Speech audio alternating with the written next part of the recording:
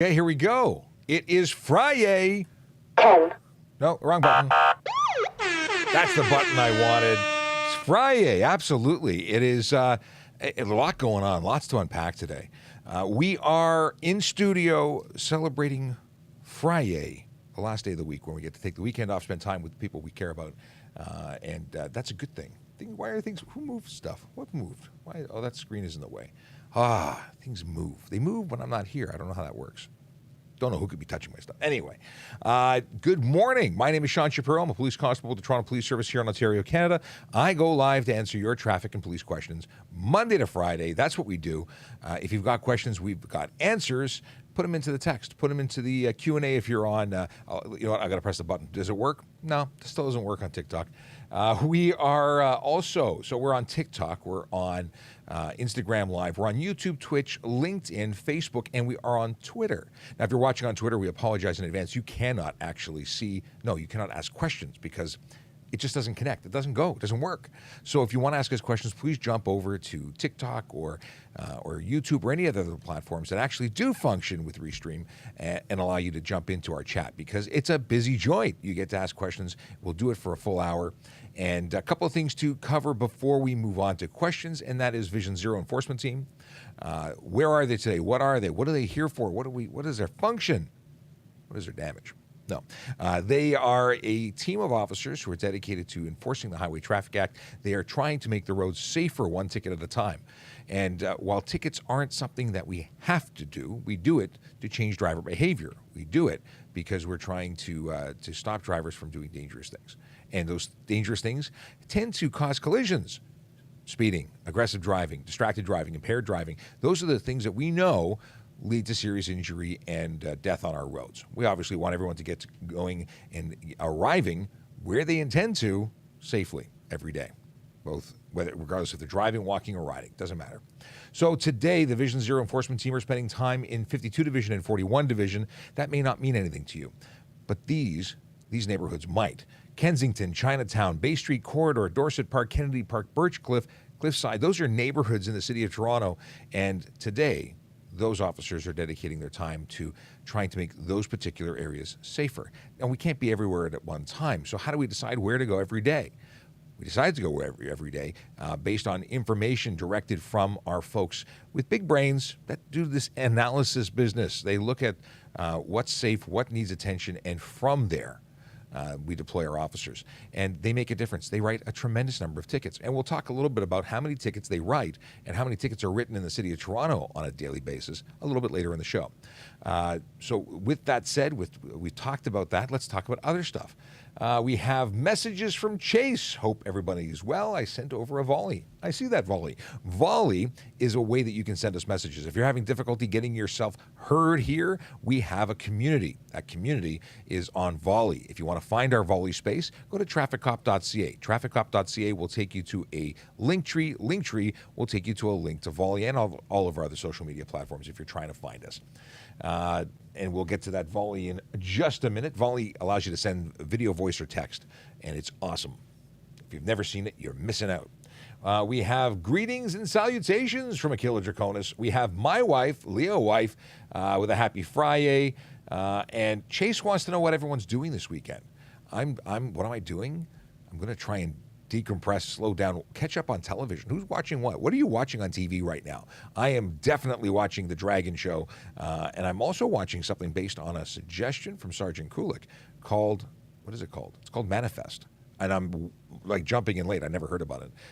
It's on Netflix. I'm watching Manifest. I'm like 4 episodes in, and it's cool. I'm actually enjoying it.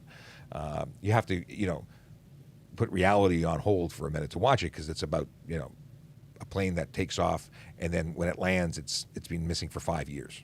So it's pretty cool. Josh says, getting my windows tinted tomorrow. Hopefully you're getting them legally tinted. We can talk about tinting and what's legal and what's not, and how to avoid getting tickets and being taken off the road for an unsafe vehicle charge. Something you don't want to have happen to you. So, Josh, if you got questions, let us know. We'll help you out. Let's jump into some questions because we've got them. Moderator sending them forward. Why do I get updates that make loud noise and I can't turn them off? Is there a way to turn off notifications so I don't have to hear them? Let's see. because I don't want to hear them in my. Do you hear them? I think we all hear them, and it's horrible. Somewhere, maybe settings has a notifications. Let's see here. I am gonna. I apologize in advance that I am making you listen to this because I just don't want to master volume. Is that something?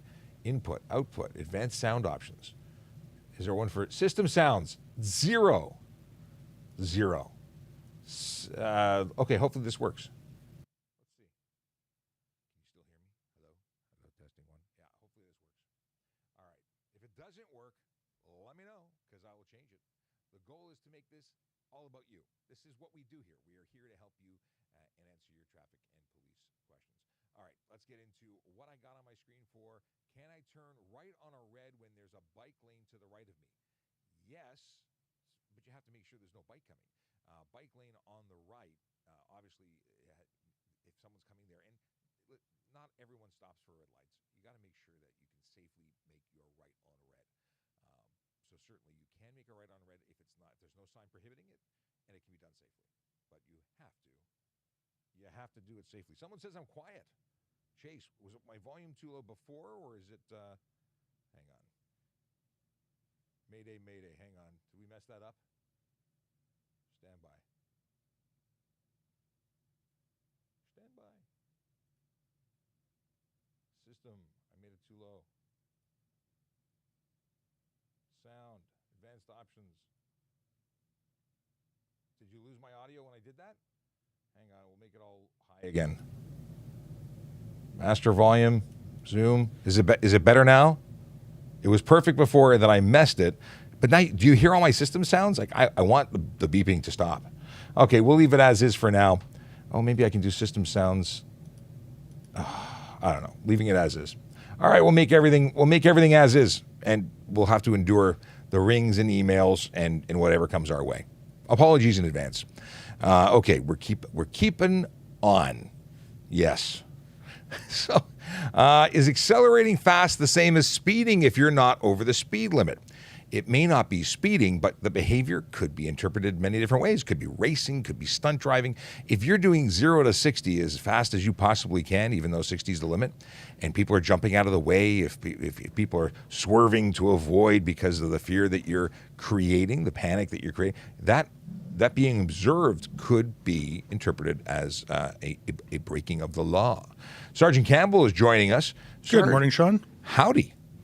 We're talking about accelerating to the speed limit fast, quickly, and whether or not that's speeding if you're not going over the speed limit.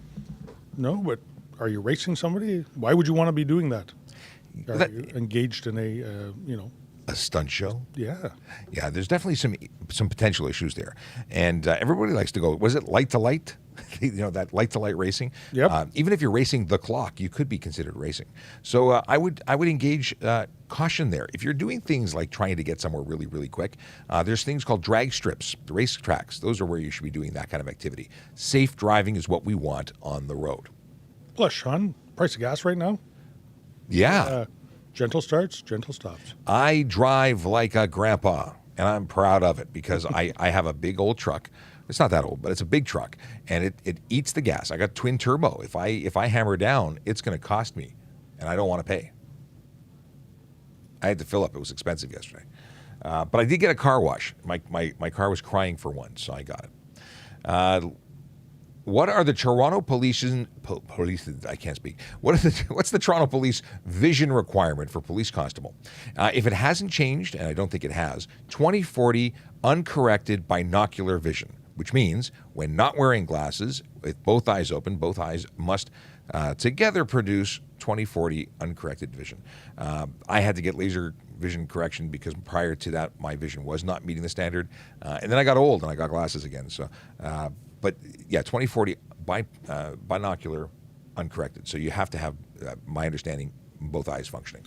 And Sean, I believe colorblindness is one of the issues as well. That is, you are absolutely correct.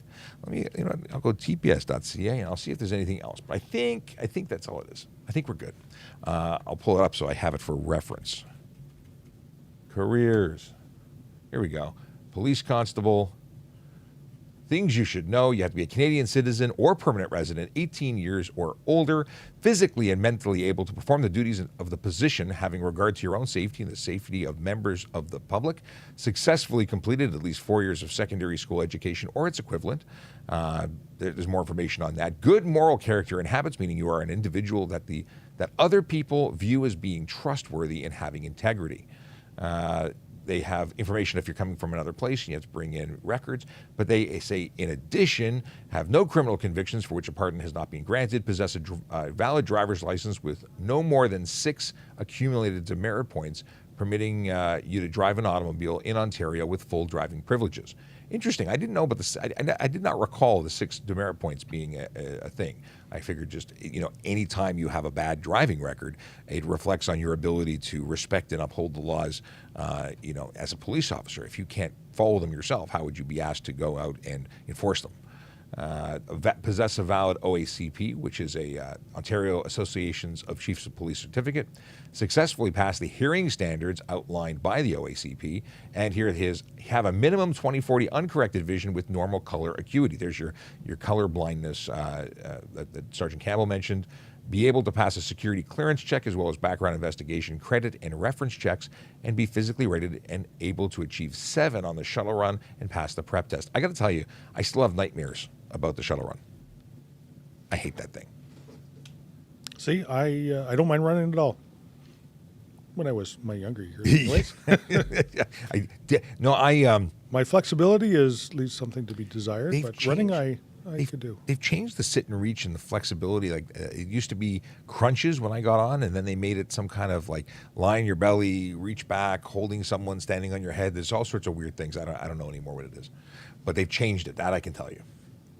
All right. Hope that was helpful. If you have more questions, reach out to the recruiters at tps.ca/careers. They've got all the information you could ever want and more. I read the requirements for police constable. I believe they're different for special constable, at least they used to be.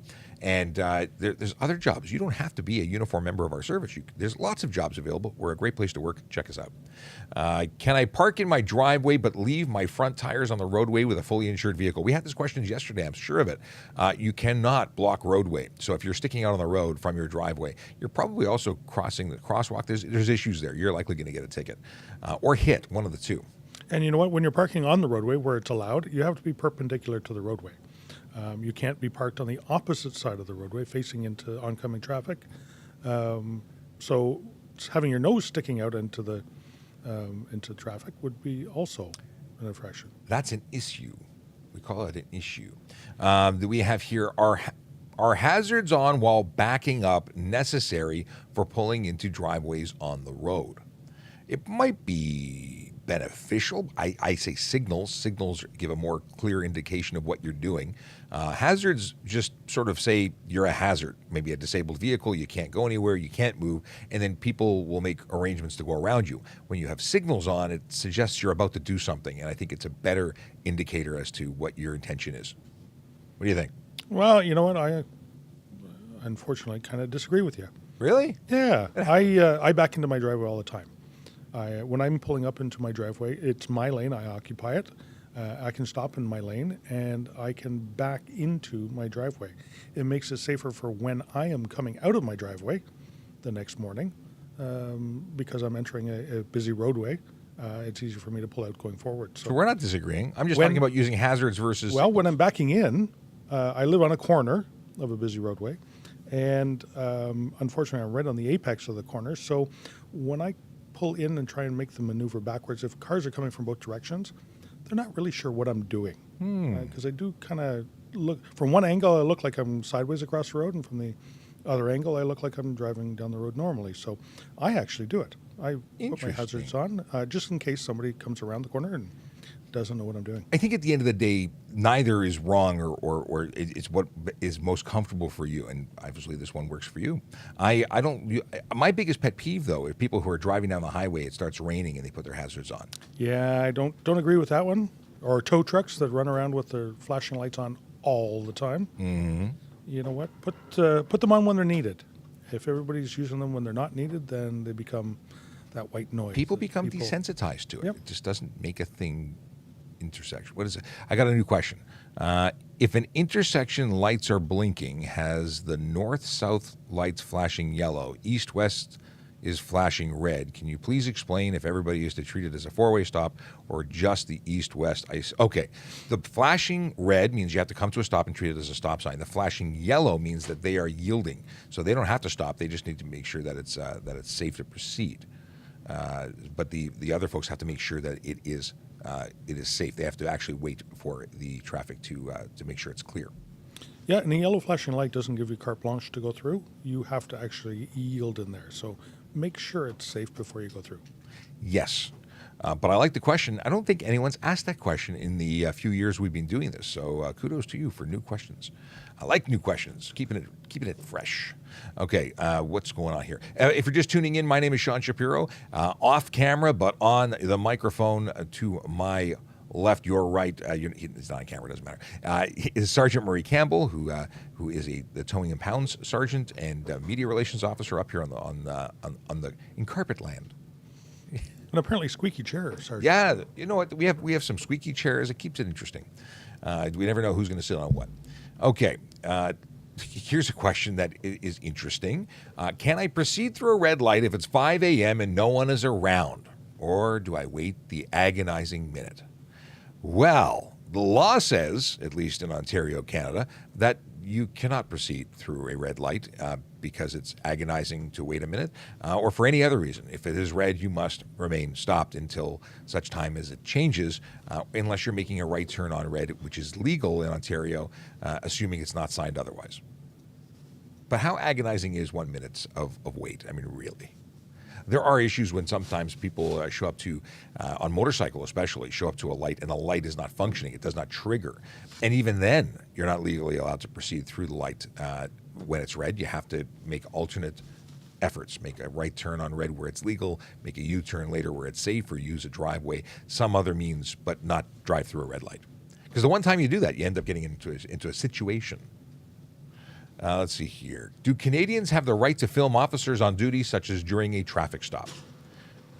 We have noise. So the deal with traffic stops, police officers can be filmed while on duty, and there's no issue there. We have cameras on, both in our vehicles and generally on our persons. You have a camera, there's no reason that you can't.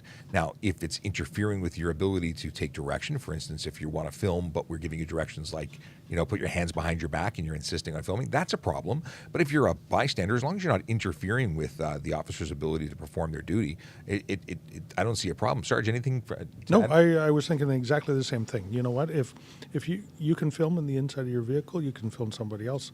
Not a problem. Don't interfere with the investigation, though. And be mindful that you holding a camera may interfere. So. Yeah, and things like a demand for breath, for instance, if you're being investigated for impaired operation. If you're playing with your camera or trying to record it as best as, which I can appreciate you might want to do, it may prevent you, and then escalate things. If you want to mount it or if you want to put it on your dash and let it record, by all means. And you know what? Let the officer know what you're doing. Yeah.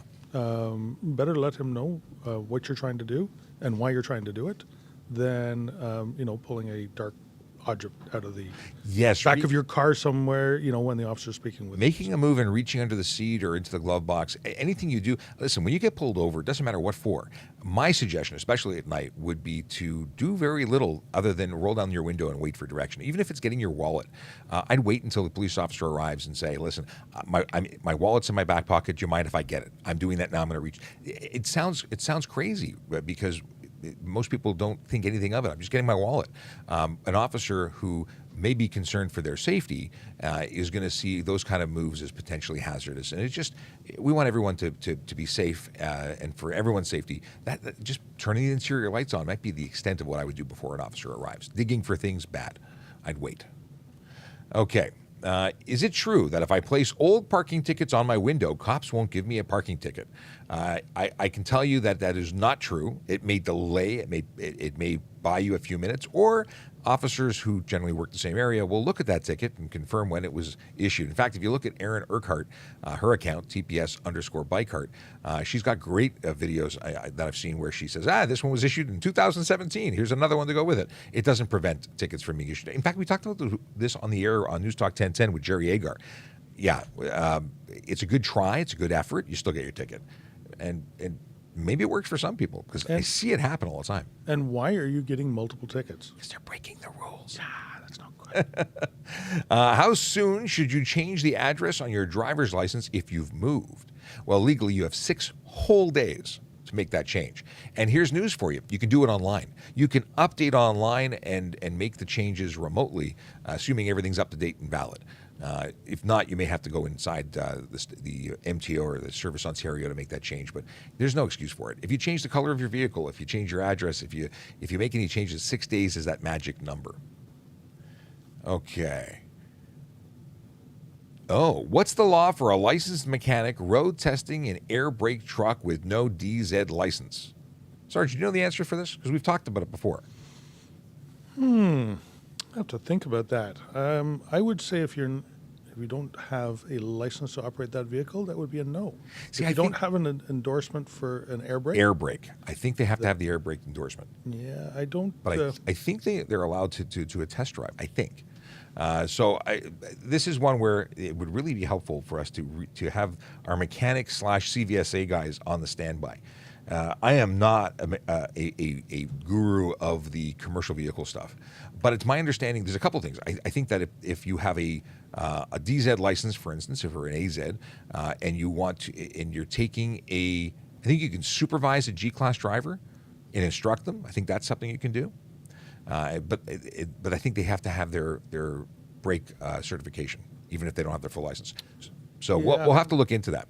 Yeah, I don't actually believe they can operate a vehicle that they're not qualified to operate in any circumstance. But we are. Well, we can in an emergency circumstance. It's not like I can do it on my day off This is true. if I feel like it. It's for emergent situations only. We have a question that came in. Quick question for you. I am having a real issue with e-bikes that are on the road. Are there any plans in the future to legislate them and maybe make them have insurance because they can order damage just as much as a car? You know what? There has been discussion about regulating them. It's not something that the police do. It's something the government has to determine is required. And it's an ongoing discussion. I think it was suggested that they reclassify them, make it more strict, and that didn't make it through the last discussion. It didn't become a law. But you never know. As more of them become prevalent on the road, as we see more of them on the road, we'll see more reason and more laws to govern them. There are laws right now. Now, if the e-bikes aren't modified, if they actually conform as a bicycle, as an e-bike under the legislation, and they don't exceed 32 kilometers an hour, and they don't have a motor more than 500 watts, and they aren't over 120 kilos, then they're treated as a bicycle. And generally speaking, they're doing what a bicycle would do, and they're not the plague more so than a bicycle would be. Because you've said that they're a big problem. There's a lot of them, and there's a lot of people riding them. But again, if you're treating them, if they're doing what a bicycle does, they're not really an issue. If you're modifying them to above the 32 kilometers and they're suddenly bigger, heavier, then they're motor vehicles. They're always motor vehicles, but they don't have that magic wand of legislation having them treated as bicycles, and they're an issue, and we have to deal with them differently. So what does that mean? It means they would be subject to license, ownership, and insurance. And the problem is they're not approved under Transport Canada, so you couldn't even get insurance for them if you wanted to. Same thing goes for bicycles with 50cc or 49cc, because people think there's a magic number that they can put a motor on and it's not a motor vehicle. Yeah, any motor on a bicycle is a motor vehicle. All right. Hopefully that answers your question. The only other thing, if you're having problems in your area, you can go to our website if you're in Toronto, www.tps.ca. There's an online reporting portal called Core Citizen Online Report Entry. You can make reports for your community if there are specific issues. If they're riding on the sidewalk, if they're blowing stop signs, if things like that. You can make the report, and then that generates an actual police report assigned to an officer for action, and then we become aware of problem areas, and we can then distribute or assign police officers to respond to those issues. Okay. Can police vans marked /U. Can police vans marked and unmarked pull you over for speeding or stunt driving? Yes, they're police vehicles. Police officers have the authority to stop you. Marked or unmarked is irrelevant. And oddly enough, the same question came about yesterday. Maybe it was you who asked, but we did answer it yesterday. Do I have to exit a roundabout, or could I just drive in circles for hours? Sarge, what do you think? You know what? Technically, you can. If you miss your exit or cannot exit safely, you can do a complete or go around again. An hour? Yeah, you may run out of gas.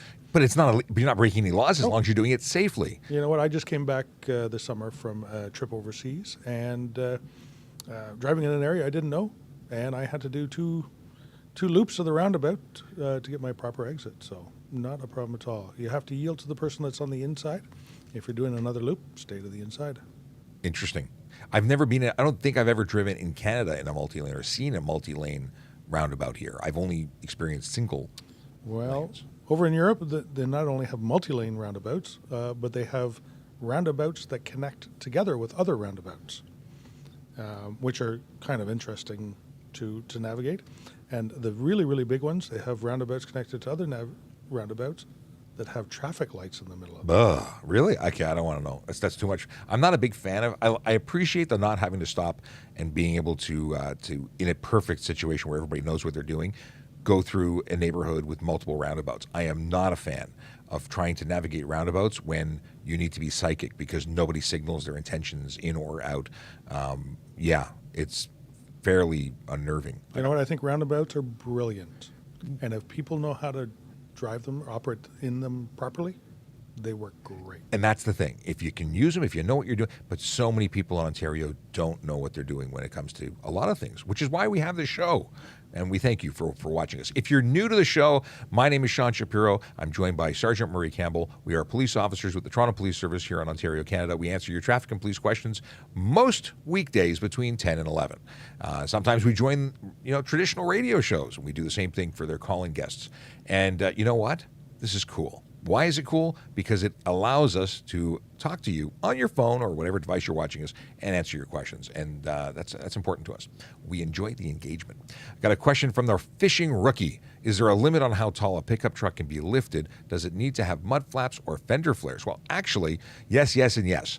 There are limits to how high you can do body lifts. I think it's 3 inches from factory. But ultimately, there are other rules about how high your headlights can be from the road. And I think bumper heights. There's a bunch of issues. Being too high is not safe because when you hit something and the bumper is above them, it does cause a number of issues, especially when interacting with pedestrians in a bad way. When it comes to mud flaps and fender flares, you can't have a tire that protrudes beyond a fender flare or a fender. Must be covered, and mud flaps are required under the HTA.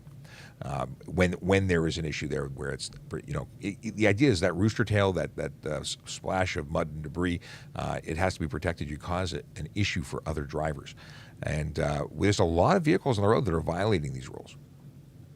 A lot. What do we have here? We have, can I drive for any period of time in Canada on a UK driver's license? Actually, yes. If you're coming to visit, you can rent a car. You can operate a motor vehicle here. There is a limit as to how long you can be here for as a visitor doing that. And if you become a resident here, there is also a limit. You have, I was going to say 30 days, but I think it's 60 days. And I always mix these two up. It never ends. I always mix these up. I think it's 60 days when you move into the province. I believe so. But I think it's 30 days for other things. There's a lot of numbers in this game. So yes, you can. The UK is one of the driver's licenses that is accepted when you travel. But what was I going to tell you? Be careful, because driving on the wrong side or the right side of the road, depending on how you perceive that, is challenging. I drove in England. I drove in Australia. It is definitely an adjustment. You have to be focused on what you're doing, because I know of a gentleman who was from Australia who shipped his motorcycle to the United States, and he drove for 2 weeks during an event, and then the last day going home, he drove into the wrong side of traffic and was killed. So that getting killed is bad. Okay. Is there any way you can legally make your car louder or sound better from the exhaust perspective? you can put performance exhaust systems on your vehicle as long as they meet the standard. So yes, you might make a better sound tone or so on that's more pleasing to the ear while still be legal. But generally speaking, louder, not good. If the vehicle is sold and made to be legal, they add those pieces of equipment not because they want to spend more money on equipment. They do it because that's what's required in order to get it passed legal and safety for sale in the province. So you have to be very cautious. I would talk to a trusted mechanic to ensure that you're doing it properly or having them do it properly. And many people will take your money and modify things and make them illegal. And then you're subject to all sorts of fines and potentially losing your plates, depending on what kind of modifications you're doing. And you know what, Sean? Louder doesn't always mean faster or more performance. No, usually it's all bark, no bite. Yep. What do you do if someone did not roiling down his window all the way when in a traffic stop? I think you mean rolling because roiling doesn't make any sense. But the deal is that we have to be able to communicate. I don't normally care if someone rolls the window down all the way, but certainly we have to be able to communicate. What would you say about that, Serge? Yep, not only communication, but we have to be able to identify you and see inside the vehicle. And that brings us to tint. If we can't see inside your vehicle because your windows are tinted, that's obviously not legal. There is a charge under the Highway Traffic Act for specifically for obscuring the interior of your vehicle with a color coating or reflective coating. Or reflective coating. If somebody was to refuse or just put down their window a little bit, I would start to think that maybe they're hiding something. Maybe the smell of drugs or alcohol, maybe something in the vehicle that they shouldn't have. So it would cause me to investigate a little bit more. So, we call those clues. Yeah. Yes. Oddly enough, the people who tend to have no issues with police, who are not hiding anything, tend to be very open and honest, and it just makes life easy. So I suppose if it was a person who was up to no good, who was able to be open and honest, it wouldn't give us that clue. It would be fewer clues. I don't know. Big Jeff Fresh says figure 8 roundabouts. This would be is there such a thing as a figure 8 roundabout? Well, they look like an 8, but I don't think they would have. Not truly figure 8. Yeah, you would always be traveling in the same direction. In Europe, you enter from the left and keep to the left. Chase says multi-lane roundabouts are all over his region. He's going to show us on Volley. Cool. If you don't know what Volley is, we have a Volley space. It's a closed community. We have about 111 people in there right now. You can ask us questions, have conversations, send us video, voice, or text. Attachments, all sorts of things. If you want to go check out that or join up, you can go. It's free. Check us out. The link is at trafficcop.ca, where you can also see links to all of our other social media. Jacob says good morning. Josh follows up and says, he had mentioned something earlier. Anyway, this is a different question. If I'm going to make a left turn at a roundabout, do I signal left and then signal right as I exit? Actually, when you enter a roundabout, it's not required for you to signal in because that's the curvature of the road. You're just going in. Exiting, you are required to exit a turn, and you're indicating your change of directions. Because if you don't signal, the assumption is you're still staying in the roundabout for possibly the next turn. So exiting required, entering not. So, which is interesting, Sean, because I have experienced or I've observed something totally different. What'd you see? Entering a roundabout, and this was in Britain. If you are planning to exit the road that comes out at, say, 3 o'clock, they would actually put their right turn signal when they're coming in to let the people behind them know which exit they're planning on taking. That's far too complicated. It's something that we don't do here. It would confuse way too many people here, but they seem to do it over there. And when you're doing something and signaling, and everybody understands what you mean by it, it makes it safer. Here, it would just confuse everyone. Well, that's the thing. And like, for instance, in Europe, when I drove in Italy, and people use their horn as a communication tool, not just a way of being angry. So there, a beep beep and a boop and a bop, and people actually wave and acknowledge, and it's all friendly, but they're communicating, which is fantastic. And here, we don't do that. You just get angry, which is odd because we're Canadians. We're supposed to be friendly all the time, please and thank you, and opening doors, but we get into a car and there's anger. So what you're saying, there's no beep, beep, boop, and a bop. Beep, beep, beep, and a boop, and a bop. And bop. Okay, what is this? Yes, you do, Sean. What are we talking about? Chase is having a conversation. Okay, he's talking about signaling. For turning around, Okay, can you get a ticket for having your windshield too cracked? Well, if your windshield is cracked, it's an obstruction to the driver's view. So yes, you can be charged for having a crack in your windshield. What's the limit? I don't know. Is it any crack, Sarge? Some cracks, big cracks, little cracks? So there is a limit on the size of it, a little stone chip, but on the corner of the windshield outside the swept area of the windshield wipers may or may not qualify for a ticket. If it is in the swept area of the windshield wipers, that's a bit of a clue that it's in where you should be looking. So I would say no cracks. Plus, with unibody cars now, your windshield is a part of the structural integrity of your car. If it's cracked, if it's really, really bad, it may come off the road. Well, there is a point where that crack becomes a major safety concern because wind could actually, I imagine, create an issue where the pressure could cause it to fall out. I had a windshield after I had wind and it was slush and snow thrown onto my vehicle, and my windshield ended up in my lap. It was not cracked, however, before. It was destroyed during that experience. It was interesting to have to. It was a snowy, rainy day on the 404, and an 18-wheeler going the other way dropped all this ice and snow onto my vehicle, and it actually caused multiple collisions. They were traveling northbound. I was going southbound, and every vehicle that was in its wake was taken off the road and towed. Scary stuff. It was not fun. Why do police target supercars on the road? In other words, or also known as, but AKA, follow them until they do something wrong. I can't say that this is a thing that I'm aware of. I appreciate supercars. If they don't do anything wrong while I'm there, I'm not interested in them. I'm only looking for people who are violating. I'm not following people, waiting for people to make a violation. So I don't know what your experience has been, but that's nothing that I've ever heard of. So Chase follows up to say, is it a legal requirement to cross the chains when towing? Yes, you must cross your chains. No, you what? No, don't have to. No, I thought you had to. No, you need to have two means of attachment. You don't have to cross the chains. I thought it was. By crossing the chains underneath, what it does is if your hitch comes unhooked, the crossing of the chains will cradle the It's not a legal tongue. requirement? No. I It's can't the smartest thing to do. Okay, so it should be legal? A legal requirement?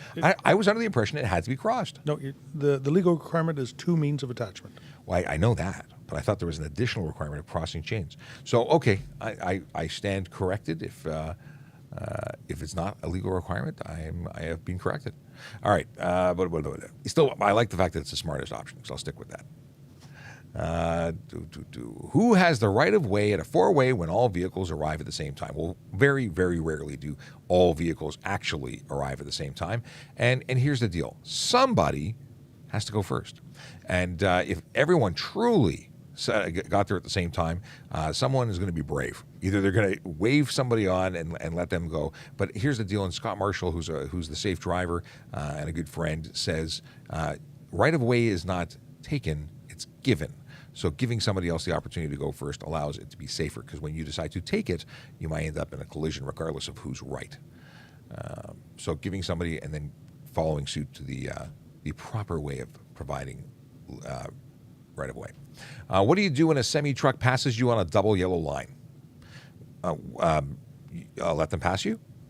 It's not illegal to pass on a double line.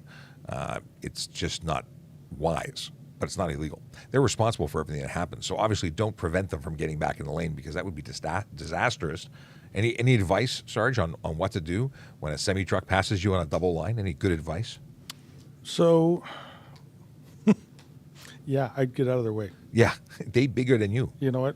Yield to gross tonnage. I like it. Right or wrong, you know what? Think about yourself and your own safety. I say right of weight. And here's the deal. They're making a maneuver. I don't know what you're doing or why they're passing you, but if they're passing you, just make sure they can finish that turn. So you may even have to slow down to let them pass you. Certainly don't get into a match where you're trying to figure out who's tougher, because they're going to win. We talked about this. What is this? What about you just passed your driver's permit? Can you start driving with an adult as soon as possible? If you have your G1, if you've been issued that permit, you are ready to go. And yes, you can start driving with a qualified G supervising you. So what is a qualified G? That is someone who has their driver's license, a G-class driver's license, or something that encompasses that. So they could have their AZ, which includes that of a G. And they can supervise you if they have 4 years experience, and that experience has to have started from the time they got their G2. So if they had their G2 for 2 years and a G for 2 years, that's 4 years. They have to have the 4 dots on their license. To the left of the bottom little tiny picture of themselves, there's the big picture, and then there's the mini-me in the bottom right.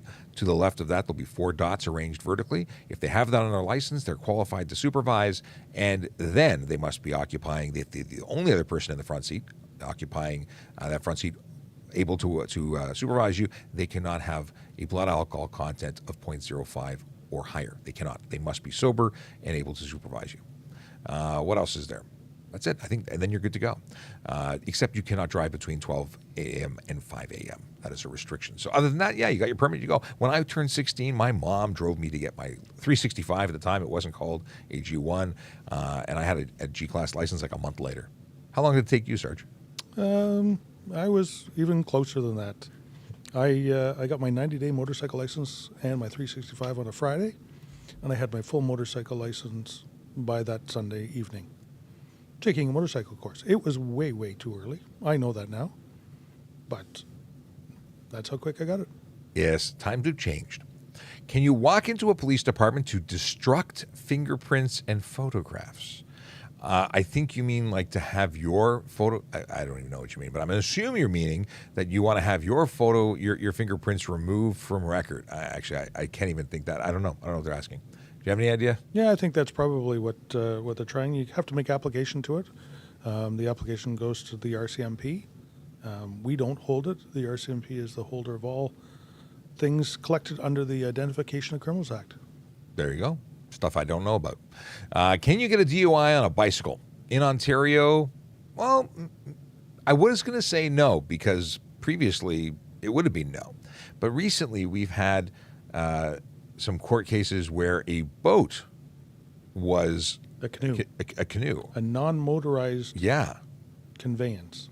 And a bicycle is a conveyance. So it's possible, maybe, depending on the court's opinion, that you could get a DUI on a bicycle. You know what? It hasn't been tested yet, and I'm not sure if anybody has laid that charge yet.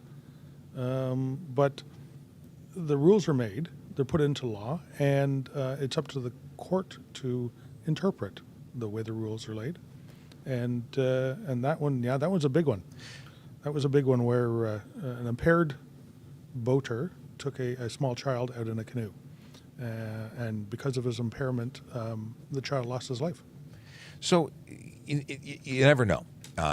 Generally speaking, we would say yes for motor vehicles, conveyances that are powered. We would say yes for e-bikes because they're motor vehicles, at least under the criminal code, because that's different than the Highway Traffic Act where it's considered a bicycle. It's always a motor vehicle under the criminal code. And under the recent things in court, we would say that, yeah, any conveyance is possible. So here's the best thing you could do. Don't drive while don't operate a conveyance of any kind if you're over the legal limit. It's safer for you not to do that, and it's safer for everybody else. Plus, if you fall down, you're going to hurt yourself. Yes, there's all sorts of bad. Overindulging or operating a vehicle of any kind when you have had too much drugs or alcohol, it's a bad. It's a recipe for a bad day. If you're on, what is this? If you're on a 400 series highway and you get pulled over in the left lane, can you pull over to the left? It is likely unwise and unlikely that a police officer wants you to pull over to the left. They'll indicate if they do. More often than not, they'll wave you to one direction or other. The right is the best in what I would want you to do if I was pulling you over. If there was a situation where there was an emergency vehicle trying to get through, that's one where you might move over to the left to get them through because that's just the only place to go in a traffic situation. So, Sean, I can tell you on a divided highway or a one-way road, the Highway Traffic Act says closest curb. Absolutely. Closest edge of the road. So on a divided highway, the 400 series highway, if there's a shoulder in the center, that may be, it's not unlawful to do. No, not unlawful. I wouldn't. If I was pulling you over, I would try and get you to the right, and I might wave you to the right. But it all depends on the officer, and obviously, if you're in the left lane, I see many officers pulling people over in the left, so it would not be wrong. Yeah. I'm not a big 400 series puller over. Being a city cop, it was always it was primarily where it's safe to do so, and it has to be a divided highway in that situation. Okay, what will happen if I hit someone with back bumper very slow, just like a touch? What will happen? Well, you've made contact. You may or may not have had damage. Certainly, that's a pull over and investigate, and exchange of information lightly, and it may or may not be a reportable collision. It depends on damage. Very slow, just a touch, doesn't mean that there was no damage, but it doesn't mean that there's damage. So the requirements for requiring a report are $2,000 between both vehicles. You may find that someone that when you hit them is very unhappy and may say that, you know what, I'm going to go to my mechanic and I'm going to make sure that you didn't damage anything. But you still have an obligation to exchange information. Yeah, no matter what the damage amount, you do have to exchange your information. Front number plate, is it illegal not to have one?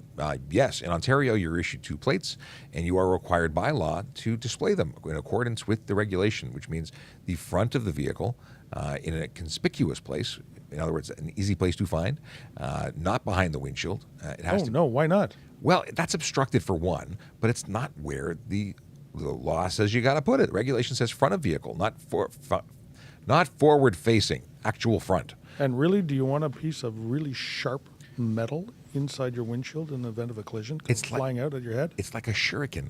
Yep. Yeah, there'd be many people arguing that that's good enough, and they are wrong. You can put it basically anywhere in the front. It doesn't have to be in the center. It can be off center. It could be a tow hook adapter. It could be zip tied to your grill, but it has to be there in the front, in plain sight. In the rear, same thing, conspicuous place, but in the rear must also be illuminated. 3 lumens of power, or candela, not lumens. 3 candela is what's required to light that plate. Can a sober motorcyclist ride with an intoxicated passenger? That's an interesting question.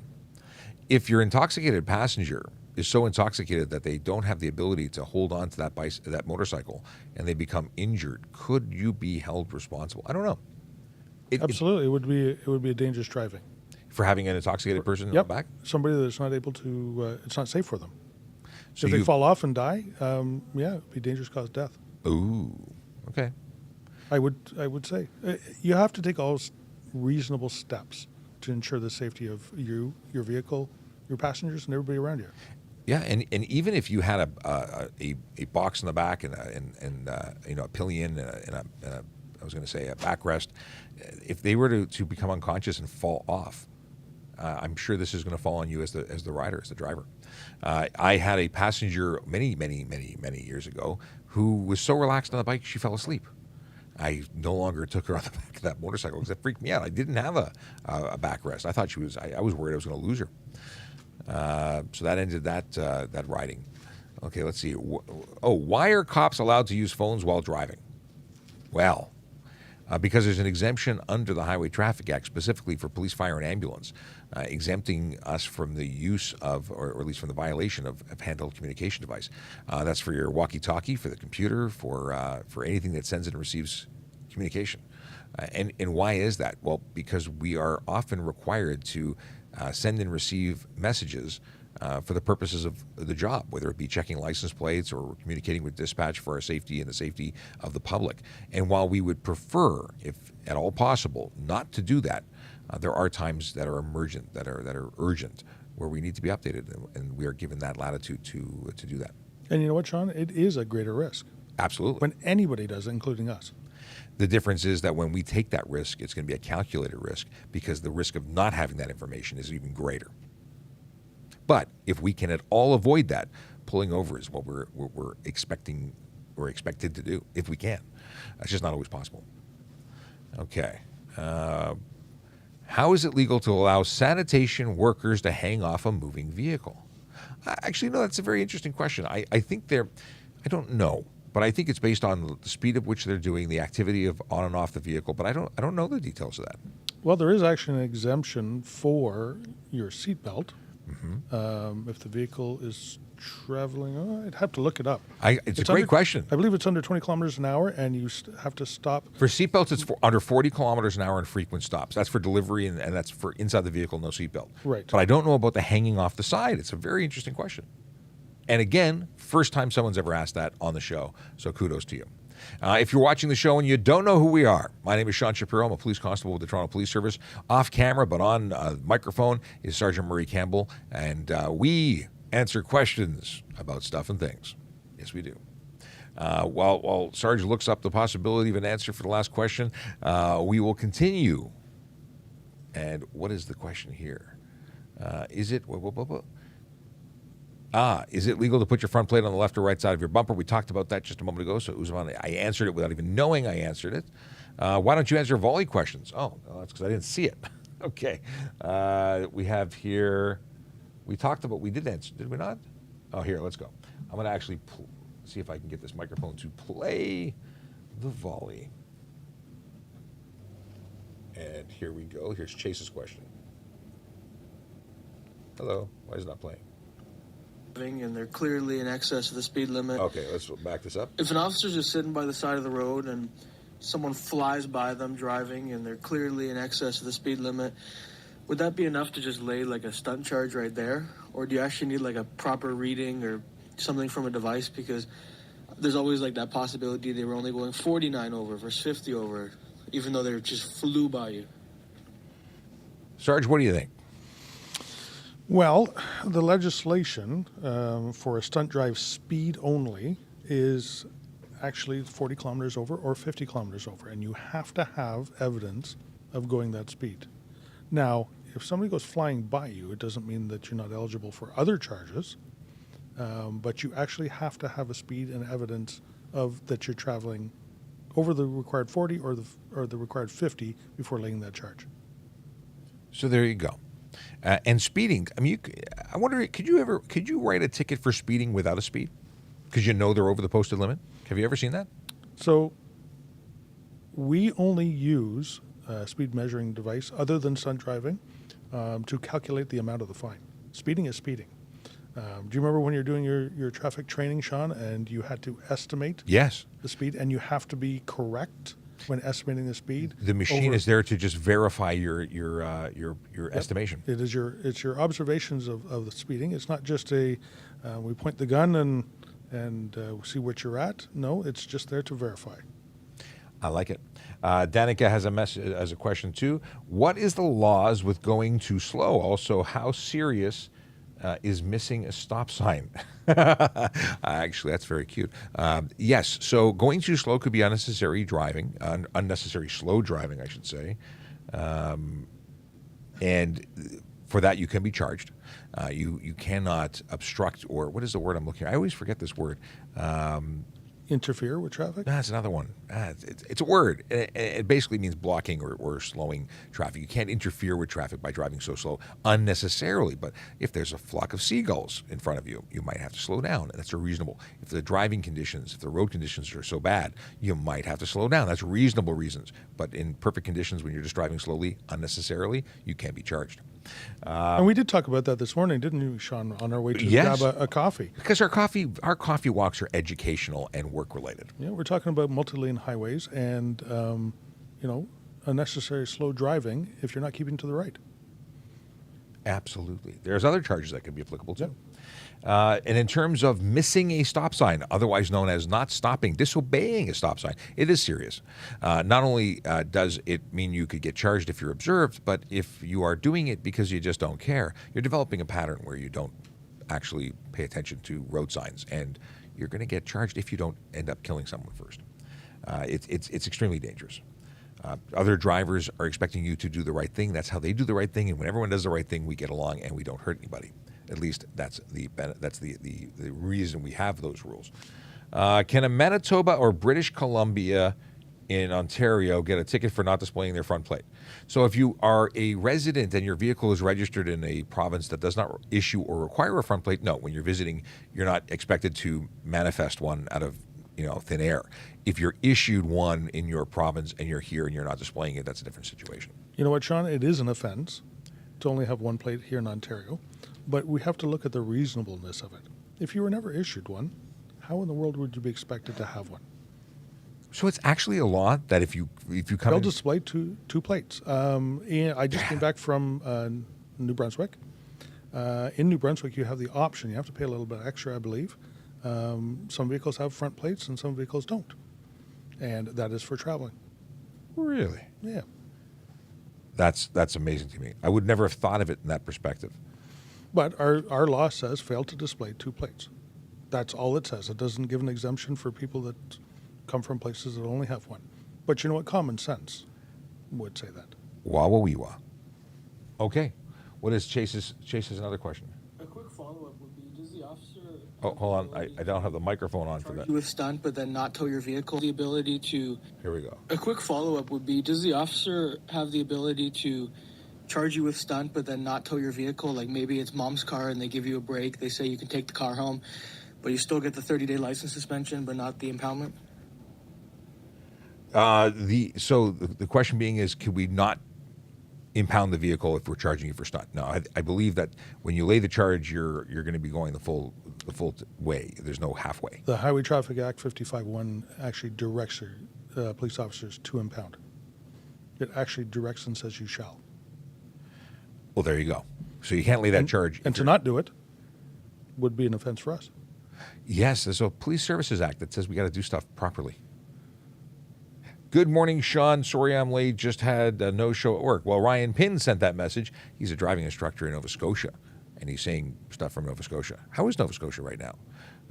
Was Nova Scotia hit by the storm? Yes, it was. Hope you're doing well. You must be if you're doing driving instruction right now. You must be doing somewhat okay. Okay. What is this?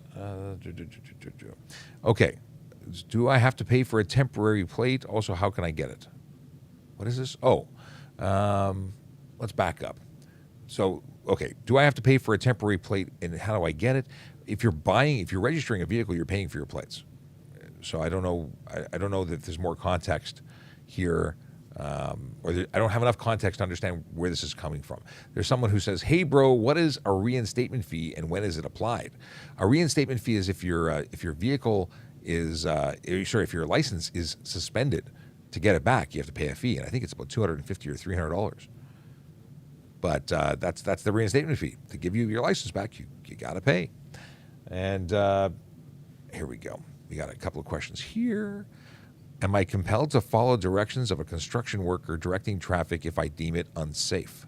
Well, this is an interesting conversation, and Sergeant Campbell is a perfect person to have it with, because we talk about construction flag persons, and they can tell you to stop or go, but are they really directing traffic?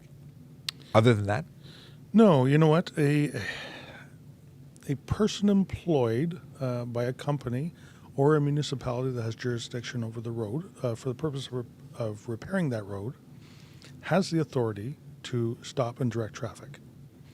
A police officer has that authority, and a firefighter has that authority. The guys that are building construction sites downtown, putting up a building, things like that, they're not there for the purpose of maintaining or building the road. So they do not have that authority. Now, Book 7 allows for TCPs, which are traffic control persons. They're specifically trained, and they're there for the safety of road users and pedestrians and stuff like that.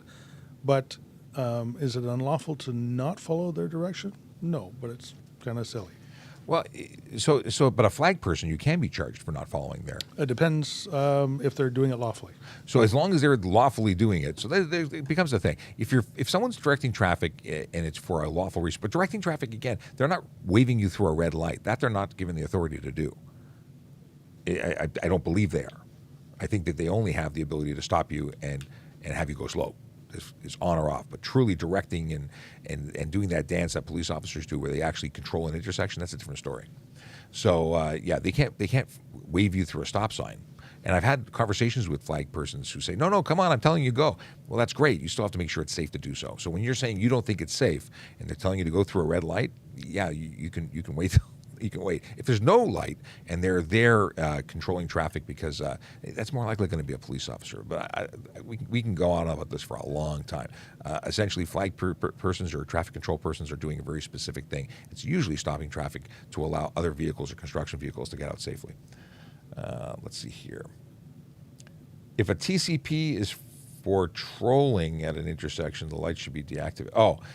Ryan Pinn, this is from a Nova Scotia perspective. If a traffic control person is controlling an intersection, the lights should be deactivated. Interesting. I don't know if that always happens. Is a picture of your license on your phone okay instead of having a physical card? No. Danica has the question, and the answer is no, it is not okay. The only thing that is permitted under the Highway Traffic Act is your actual driver's license, which must be surrendered for reasonable inspection by a police officer upon demand. And there will be a day when we have an electronic driver's license or identification, which would include everything. It's not there yet. So, good question. Haven't heard that question in a while. There are some documents you're allowed to show on your phone, though, isn't it? Well, there's just one. And that one is your insurance document. If it's provided from your insurance company in an electronic format, that doesn't mean your PDF, from what I understand. It's from an electronic app, which has some security measures, or it's somehow controlled, because a picture of your pink slip is not a pink slip and would not be acceptable. Now, an officer might take that information and verify on their own that you have insurance, but that doesn't meet the requirement under law for surrendering it, at least not my interpretation or understanding of the law. And an ownership, does it have to be the original? Well, I'm so glad you asked. An ownership document, a permit, motor vehicle permit, which is your green form in Ontario, that has a plate portion and a vehicle portion, that can be a photocopy as long as it's a true copy. And, things get a little unusual now that we've changed to a non-renewal or a electronic renewal, because your actual document is no longer going to be current. Do they send you a new one? I don't think so. So what I'm getting at is it's always said a true copy, front and back of a valid document, because there's an expiry date on that document. Well, if you're renewing online, there's no expiry date that's going to be updated, and there's no validation sticker being sent to you to stick on your ownership to validate it and extend it. So I don't know how that works, but it's certainly a photocopy of both sides of that document is what is considered a true copy and what you need to provide. And I don't leave a copy of my ownership in my vehicle, a photocopy or otherwise. I keep it on my person because I don't want someone to break into my vehicle, find out where I live or any information about myself, about me. Or steal your vehicle, steal your permit, sign the back of it fraudulently. Yes. And sell it to somebody unknowingly. Certainly I would not leave an original there, but I don't even want to leave a photocopy. That's just me. What do we got here? I've a few tickets for red light and parking, and I don't have enough savings. Is it okay if I pay later?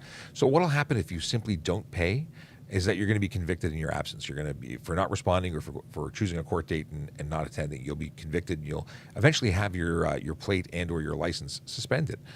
What you need to do, and what I would suggest you do, is go through the motions of court.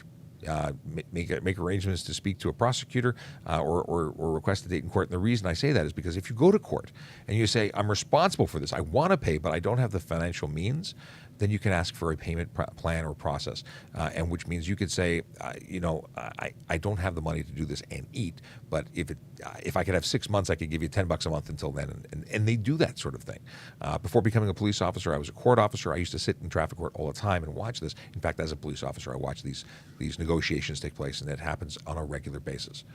They're not unreasonable. They just want you to take responsibility. Okay. What do we have here? Are clear covers to protect license plates illegal? Yeah, you can't obstruct your license plate. You can't, and clear isn't clear. Clear is clear-ish.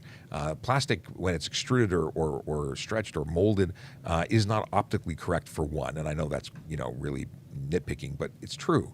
Additionally, some are manufactured to have things like, what am I thinking of? Polarization, things embedded into the lens to prevent photography of the plate from toll systems.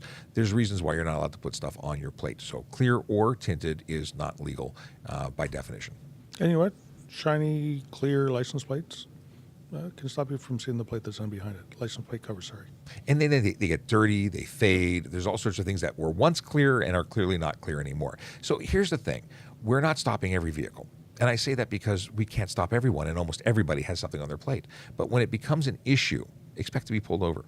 And the fact is, you could be pulled over and charged for anything on your plate, but it's not the focus of our activities. We are looking for the big four 9 times out of 10. We're looking for those activities that lead to serious injury and death on our roads. We're trying to keep people safe.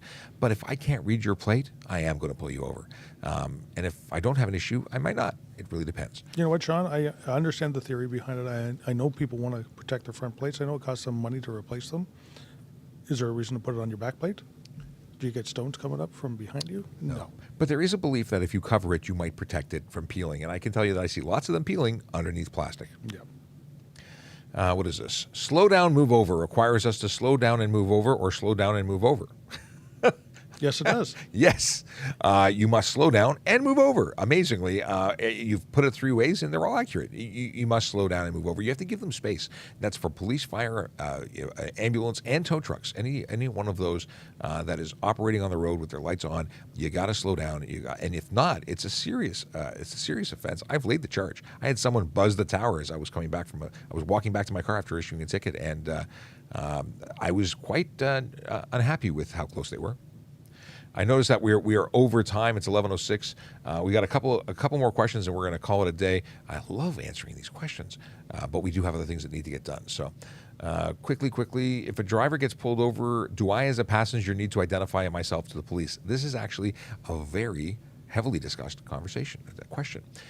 If you're not violating, if you're not under investigation for any offense, like you're wearing your seatbelt, because if you're not wearing a seatbelt, you are someone who has to identify to police. But if you are not doing anything wrong, you're not subject to a criminal investigation or a Highway Traffic Act investigation yourself for doing something, then no. We wouldn't ask you as a passenger to identify, or shouldn't be asking you, unless we're investigating you because we made observations. So if I believed that you were not wearing your seatbelt, it would be cause for me to ask for your identification. Anything to jump on with that? No, I totally agree with you. Yeah, if there's cause to ask for it, there's probably something that the officer's investigating. Do you have to get it? Well, sometimes you do, sometimes you don't, depending on the circumstance. And you don't have to give us a driver's license as a passenger. You do have to satisfy us that you are who you say you are, essentially. And it is arrestable if you refuse. Do bicycles have to ride single file? Interesting. I don't think it specifically says you have to. It is the safest thing. If you're supposed to ride to the right-hand side of the lane, if you're not maintaining the speed of traffic. So, Sean, just like we were talking about this morning, if you are a slow-moving vehicle, and bicycles are vehicles on the roadway, if you're traveling slower than the normal flow of traffic, you have to keep to the right. And if you did that 2 up, you would not be doing that. So you would be violating. One of the 2 of you would be violating that. Yeah. So I would say that they should be single file. Plus, we're supposed to be giving 1 meter of gap in between cyclists and vehicles. That's for their safety. Do you think 2 cyclists have to give each other 1 meter of gap as well? There you go. Ooh. Or how many meters do we have to go over to get around them when they're traveling? Right. It creates an unsafe situation. Right. Do you have to report a collision if the damage exceeds $2,000, or can it be dealt with privately? $2,000 is the total amount at which point you would, amongst all vehicles involved. So if there's 1 vehicle, $2,000. If it's 2 vehicles, it's still $2,000 amongst all vehicles. If it's 8 vehicles, $2,000 is the threshold, and then you are legally obligated to report. Under $2,000, it may not require a report, but you must exchange information regardless. And Sean, 2 separate things, and people always get confused. Making a report to the Ministry of Transportation through a police officer is one thing, but how you deal with it, if you agree to pay for damages, you don't have to go through your insurance if you don't want to. Right. So you don't have to actually put in a claim for repair, but you do have to make the report to police. When traveling as a passenger in an RV bus, can you consume alcohol? When the RV or bus is in motion, it's a motor vehicle, and you cannot consume alcohol in it. Same as a limo. When you're in the back of a limo, you cannot consume alcohol legally. You cannot. It's a motor vehicle. When an RV is parked, however, it's down for the night. It's a temporary residence, and you can consume alcohol in an RV. Not a bus, though. Bus doesn't become a residence. Yeah, same thing for boats and vessels. And there's requirements where you must have for a boat that's over and above being parked. It has to be anchored. It has to have a bathroom. There's certain things that would allow it to be qualified as that temporary residence. What is the penalty for not having your license during a traffic stop? Not being licensed is different than not physically having your license and surrendering it as required. It's a $110 ticket for failure to surrender your license to a police officer on demand. You have to have it with you, period. What is this? Can you use your hazard lights during bad weather? We talked about this earlier. Can you? It's not illegal. Does it confuse people? Kind of, sort of. Because there's that thing in the distance that they're waiting to approach that never ends up getting there. It's sort of like the Bermuda Triangle. It's just never arrived. I don't know. That's a pet peeve of mine. When it rains, I don't want your hazards on. I can see the rain just like you. I understand the theory that it might help me identify, but there's all sorts of other lights on your vehicle that should be doing that. And if you're truly in inclement weather so terrible that you don't think people can see you, pull off the road. It's probably better for you not to be driving in it. If I get pulled over, is an officer / their partner allowed to open my passenger door? That's a very specific question. Sarge, what do you think? Sounds to me like that has happened in the past. I think so. It depends. There could be cause for someone to open your door. For instance, if someone's being investigated for impaired driving and they're refusing to get out of the vehicle, they're going to be arrested. At that time that they're being arrested, it's gone beyond that of a simple traffic stop, and means to get someone out of the car. Sometimes smashing a window has happened to extract someone out of the window. So yeah, there's situations where it might escalate. We hope that never has to happen, but a lot of that happens during the process of someone being arrested. You know what? You have an expectation of privacy, but that expectation of privacy is significantly diminished when you're in a motor vehicle. There are other laws that allow us to enter a vehicle, and there are laws that allow us to enter, say, your house. But the level is different for each. Certainly. And if you're, let's say, already under arrest, there's legislation that allows us to search that vehicle. So there could be a reason for us to open the door. If you are stopped and you won't roll down the window, we may believe that you're trying to talk to us. And we might try the door because we're doing a passenger approach, and that might be the way. There's so many reasons. So I don't know where you're going with it, but yeah, it's potentially something that can happen. And certainly if it's being done in good faith, it would not be a violation. That's it. That's all. We have hit that time where we went 12 minutes over time and had fun doing it, and we hope to see you again soon. We're going to be back on Monday, save and except for things that happen that we can't plan for. We plan to be here on Monday at 10 a.m., so come back and join us. In the meantime, if you want to join us on Volley, we can keep the conversation going. It's non-linear communication, which means you can leave us a message and we'll respond in time. And there's other people there, 111 of them. You could be 112. And when you join us, you can be part of that community. There's different areas. You can talk about general discussion, Q&A, announcements, random stuff. There's some people here, Cookie Monster in particular, who send some pretty funny stuff and posts it. So check it out.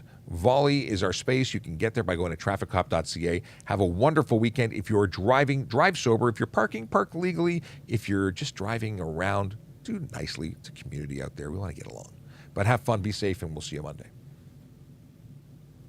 Anything from the Sarge before we say goodbye? I was still looking up something for a question earlier, but no, sorry, I squirreled there.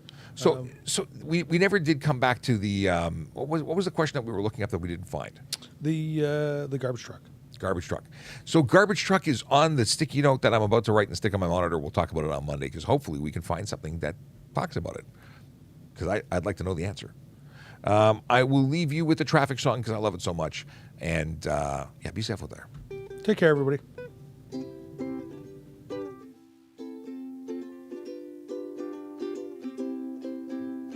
Yellow light, red light, green light, go. Driving safely helps the traffic flow. Watch for pedestrians, look out for bikes, and don't drive like a jerk that no one likes. Yellow light, red light, green light, go. Driving safely is the way to go. Put down your cell phone, nobody needs you to text and drive on the DVP. Yellow light, red light, green light, go. Stop at stop signs, look both ways, then go. Seatbelt, save your life indeed. And watch your driving, Don't speed. Yellow light, red light, green light, go. Driving safely is the way to go. Don't drink and drive or smoke some weed, because you might go to jail and not get freed. Yellow light, red light, green light, go. Driving safely helps the traffic flow.